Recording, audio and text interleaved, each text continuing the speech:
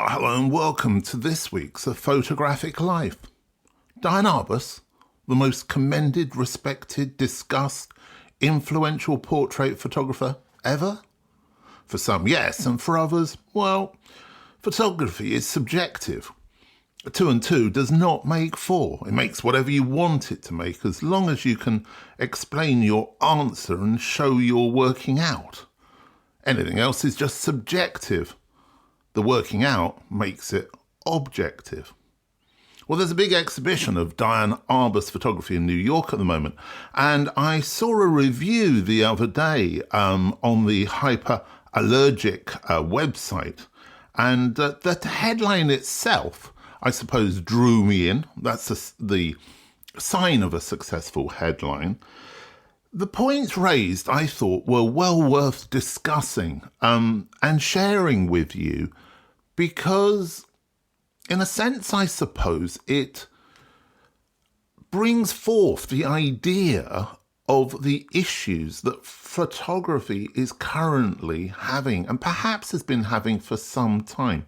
Anyway, it's written, this article, by somebody called Hakeem Bishara, and he is the Hyperallergics managing editor. He is a recipient of the 2019 Andy Warhol Foundation and Creative Capital Arts Writers Grant, and he holds an MFA in art writing from the School of Visual Arts in New York.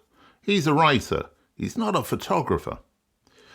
The headline, as I say, which drew me in, says, "A massive Diane Arbus exhibition does so little.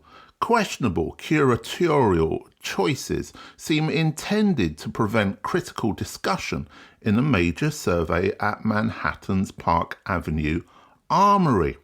It's funny, actually, as soon as I saw that, it reminded me of a time that I went to see a Marc Jacobs fashion show at the same space many, many years ago.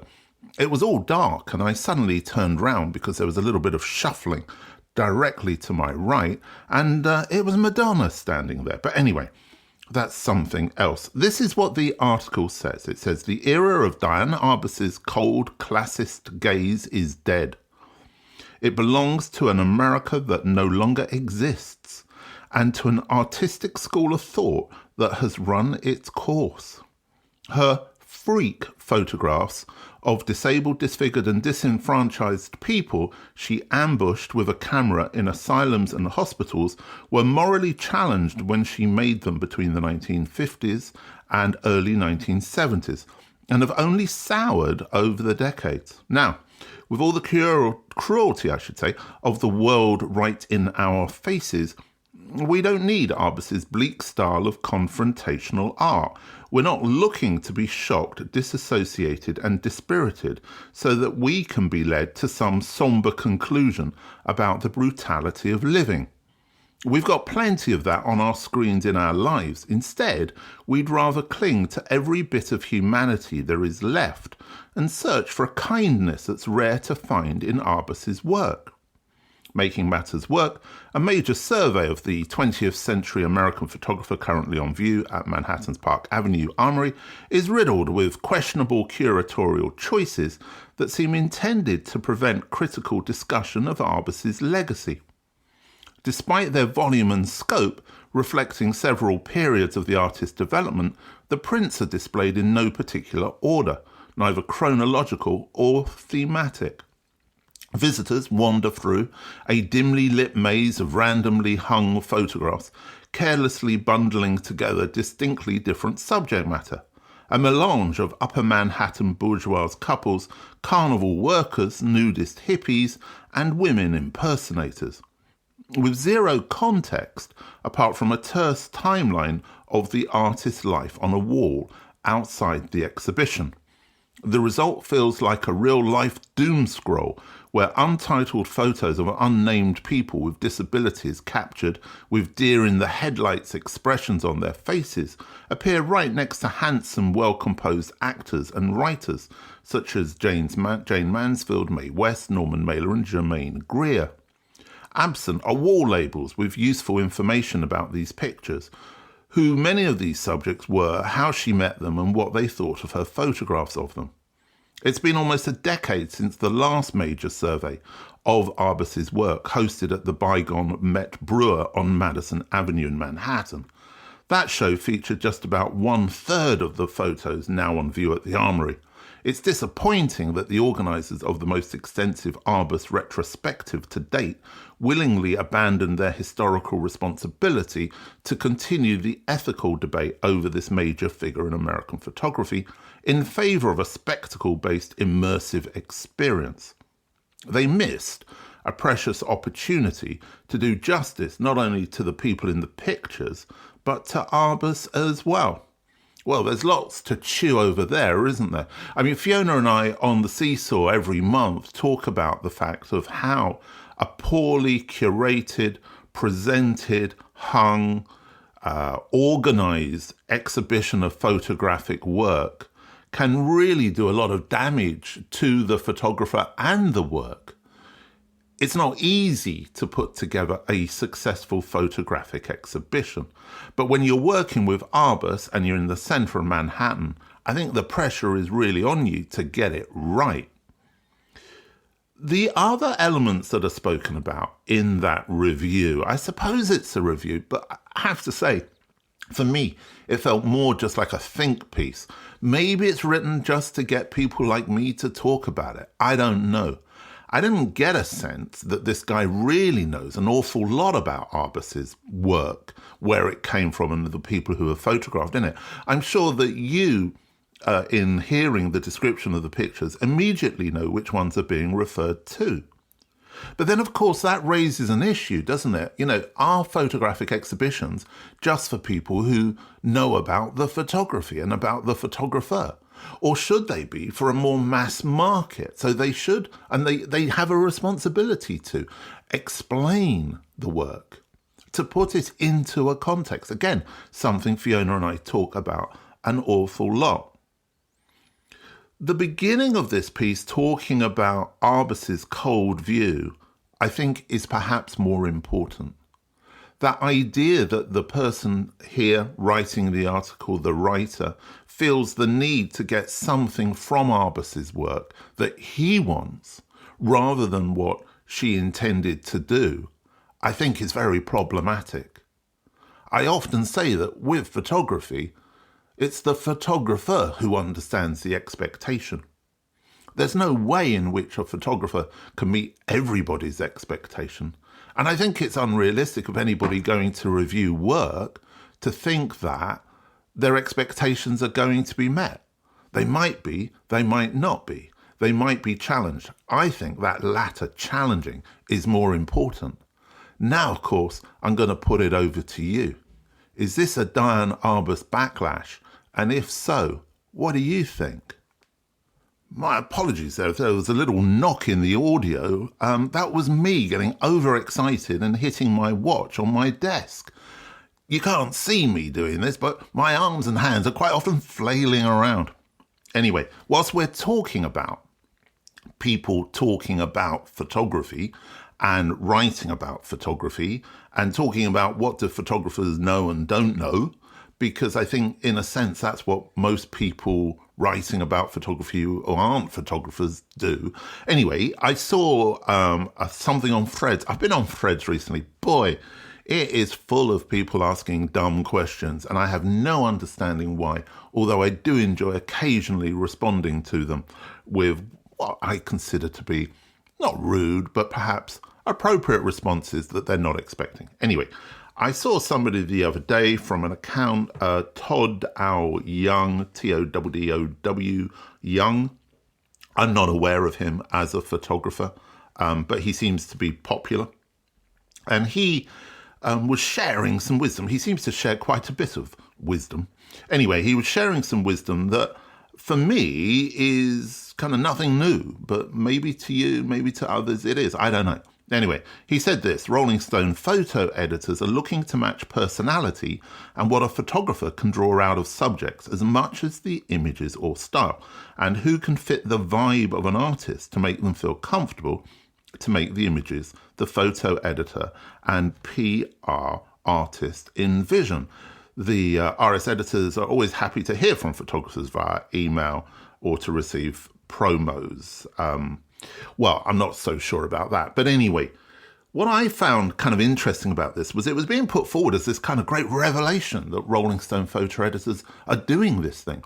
Well, as somebody who's commissioned photography for many, many decades now, and many different types of photography, I should say, from sports to food to documentary, to the great names of photography that I've been fortunate enough to work with, to young photographers giving them their first ever commissions, I always looked at the personality of the photographer first.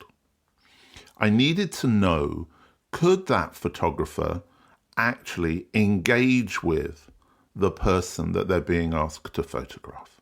Do they have common touch points? Could they engage in mutually respectful conversation? The photography, of course, had to be good. That for me was kind of a given. But that kind of personality is something else. That was the magic bit that I was always looking for. So for me, when I saw this, I thought, well, okay, well, surely photographers know that. Surely that is logical. To not think about that is a very insular approach to the medium. To think about the fact that you're just being chosen because of your photographs, not because of who you are, but actually, of course, also your photographs should be a reflection of who you are. You know, these two things go together. So if you didn't know that, you know that now. You might disagree with me, but hey, I'm the guy who made the commissions happen. You're the guy hoping that they do. I do, of course, mean guy in all senses, female and male photographers. I'm not being sexist there, just a phrase I tend to use. Please don't pick me up on that or have a go at me for it. Anyway, what photographers don't say. It's a book I saw recently, 21 photographers tell their stories. Well, it seemed a bit strange, really, because if they don't say it, how are they telling their stories? But it did also make me think about that idea that I was just mentioning there, about that idea of somebody on threads, I suppose, in a sense, saying, you know, and then it made me think, well, do photographers really not say? I don't know. What don't they say? Well, this book says, what if the most powerful part of a photograph isn't the image, but the story behind it? What photographers don't say takes you behind the lens and into the minds of 21 photographers through a series of candid and revealing interviews. These conversations explore personal experiences, creative turning points, and the emotional landscape that fuels their work. This is not a manual. It's a reflection on identity, vulnerability, and the power of artistic vision. There are no photographs inside, only words that resonate.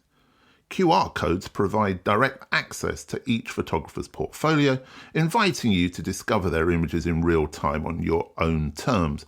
A book for anyone interested in the unseen side of photography, the doubts, passions, and choices that define a life behind the camera.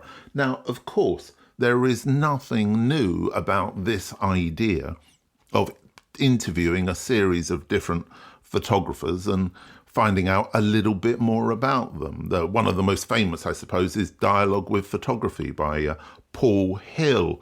Also, of course, we did the What Does Photography Mean to You book with the extracted contributions of photographers to this specific podcast. So nothing new there.